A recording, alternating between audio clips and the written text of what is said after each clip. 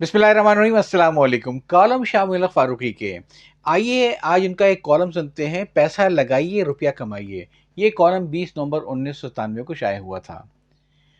अलिफ बे gym television company ने एक मुआहदे के तहत नशियाती वक्त के शायद 6 घंटे विट्स कंपनी को फ़रोख्त कर रखे थे। ये मुआहदा अचानक ख़त्म कर दिया गया। क्यों? ये मालूम करना ना मेरा दर्द सर है, ना आपका दर्द जिगर।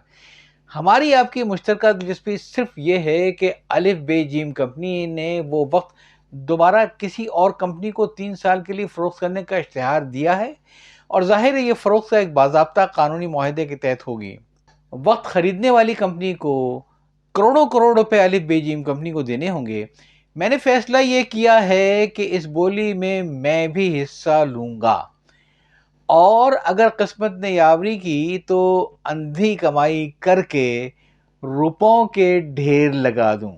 जाहिर है इस मंसूबे में लगाने के लिए एक लंबी रकम की ज़रूरत होगी, जो मेरे ख्याल में ख़रीदारी और दूसरे अखराजात के लिए मजमूई तौर पर 30 करोड़ रुपए होगी। पहले तो मैं अपनी ज़ाती माली हैसियत को देखूंगा।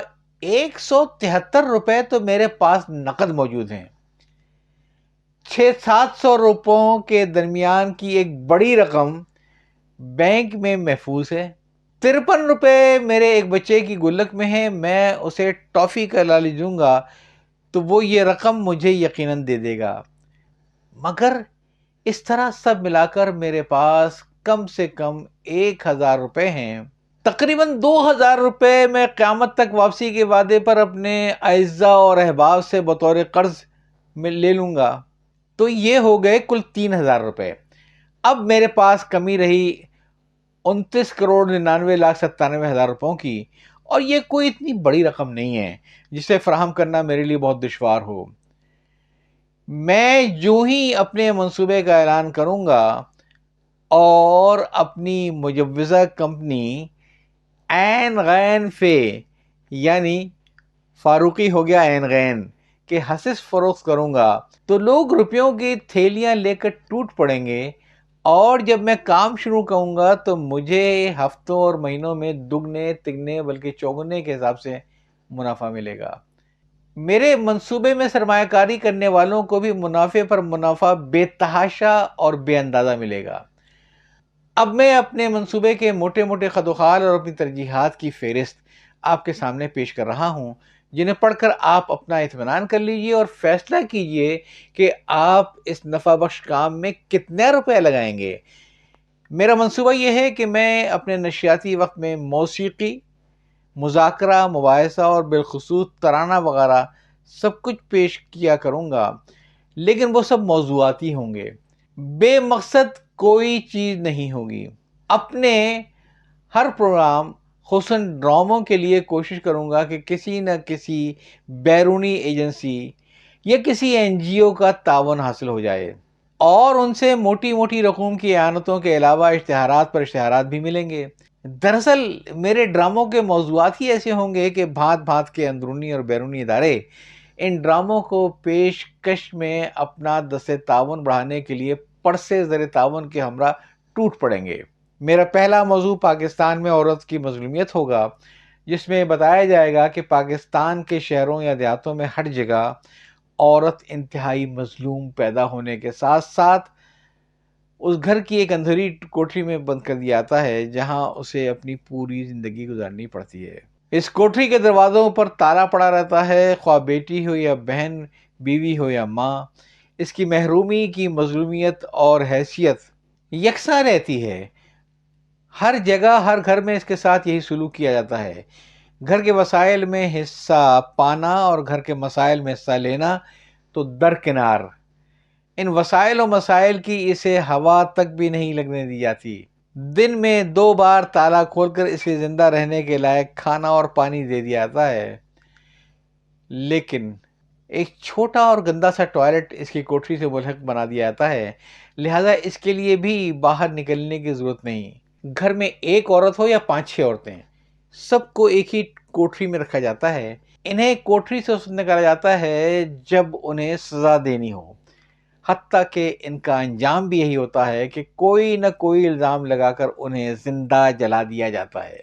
مظلومیت کی زندگی پر میں مختلف سمتوں اور جہتوں سے ایسے ایسے ڈرامے لکھواؤں گا، اس دہشت انگیز تصویر میں ہمارے باصلاحیت اداکار ایسے ایسے رنگ بھریں گے کہ مغربی دنیا رو رو کر بے حال ہو جائے گی اور ڈھیروں ڈھیر روپے ہمارے قدموں میں ڈھیر کر دے گی تاکہ ہم ایسے اور ڈرامے بناتے رہیں۔ شاید کسی کے ذہن میں یہ خیال اٹھے گا کہ جس معاشرے میں عورت اس طرح رکھی جاتی ہے، وہاں اسی معاشرے میں یہ ہزاروں لاکھوں بلکہ کروڑوں عورتیں دیہاتوں میں کھیتوں کے اندر کام کرتی ہوئی اور بہت سی بچیاں سپارے اور مختلف مضامین کی ابتدائی کتابیں لے کر اپنے محلوں کی کسی آپا یا خالہ جن کے سامنے ہل ہل کر پڑتی ہوئی کیسے نظر آتی ہیں۔ ان کا اپنا گھر غریب ہو تو وہ غربت کی زندگی اور گھر متمول ہو تو وہ تمول کی زندگی، مگر دونوں صورتوں میں آزادانہ زندگی کیسے گزارتی ہیں۔ اسی طرح شہروں میں لاکھوں لڑکیاں اسکولوں اور کالجوں میں جاتی ہوئی کیسے نظر آتی ہیں۔ امتحانوں کے نتائج بھی ایسے چھپتے ہیں جن میں لڑکوں کے مقابلے میں لڑکیاں عموماً سر فہرست ہوتی ہیں۔ پھر یہ عورتیں جو مختلف دفتروں، کارخانوں، اسپتالوں، تعلیمی اداروں میں کام کرتی ہوئی کیسے نظر آتی ہیں۔ پاکستان کے باہر کبھی تنہا اور کبھی وفد کی شکل میں اور پاکستان کی نمائندگی کرنے چلی جاتی ہیں، عدالتوں میں مقدمے لڑتی ہیں اور مظلوم عورتوں کا دفاع کرتی ہیں، ان کی خلا اور تنسیخ نگاہ کے دعوے کرتی ہیں۔ ذرا اور باہر نکل کر دیکھیے تو بازار اور دکانیں عورتوں سے بھری رہتی ہیں، کبھی یہ تنہا ہوتی ہیں، کبھی اپنے گھر کے مردوں کے ساتھ۔